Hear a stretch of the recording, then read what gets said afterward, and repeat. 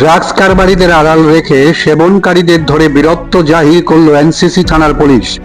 রবিবার থানার বিভিন্ন এলাকা থেকে 11 জন ড্রাগস সেবনকারীকে গ্রেপ্তার করেছে পুলিশ। পশ্চিম জেলার পুলিশ সুপার ডাক্তার কিরণ কুমারকে সাংবাদিক সম্মেলন করে এই তথ্য তুলে ধরেছেন।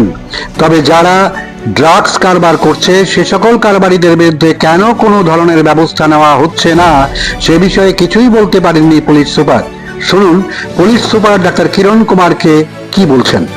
जो यूज़र्स है, पहले तो हम लोग ये ड्रग्स का जो सेलर्स है उनको भी अरेस्ट कर रहे हैं। अभी बहुत सारा यूज़र्स है, बहुत सारा हॉटस्पॉट्स हैं जहाँ पे ड्रग्स का यूजिंग होता है। तो स्पेशल ड्रग करके हम लोग आज NCCPS में 11 लोगों को अरेस्ट किया है। इनमें से बहुत सारा अच्छा फैमिली से भी है, मेनली ये लोग यूज़र्स है। तो इनको हम लोगों ने अभी वो जो NGOs है, जो रिहेबिलिटेशन सेंटर, उनसे भी टाइप किया है और उनका गार्डियंस और पेरेंट्स को भी बुलाया है।